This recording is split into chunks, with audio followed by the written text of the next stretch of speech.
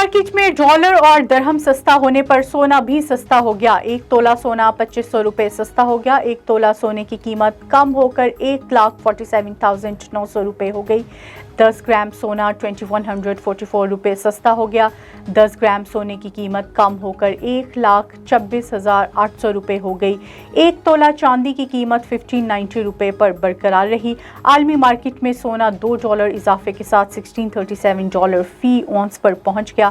دوسری جانب inter bank میں ڈالر کی قدر میں 12 پیسے کا اضافہ ہوا۔ انٹر بینک میں ڈالر 220.88 روپے سے بڑھ کر 221 روپے پر پہنچ گیا۔ انٹر بینک میں ڈالر کی قدر میں 12 پیسے کا اضافہ ہوا۔ انٹر بینک میں ڈالر 220.88 روپے سے بڑھ کر 221 روپے پر پہنچ گیا۔ ماہرین کے مطابق 7 کاروباری روز میں انٹر بینک میں ڈالر 3 روپے 21 پیسے مہنگا ہو چکا ہے۔ بیرونی قرض اور دیگر ادائیگی پر روپے پر پریشر ستمبر 22 میں کرنٹ اکاؤنٹ خسارہ 17 ماہ کی کم ترین سطح تک گر گیا۔ سگریٹ کا استعمال کرنے والوں کے لیے اہم خبر، پبلک اکاؤنٹس کمیٹی نے درآمدی سگریٹس پر ٹیکس بڑھانے کی سفارش کر دی ہے۔ پبلک اکاؤنٹس کمیٹی کے اجلاس میں کہا گیا کہ درآمدی سگریٹس پر ٹیکس بڑھانے سے 300 ارب روپے اضافی ریونیو جمع ہو سکتا ہے۔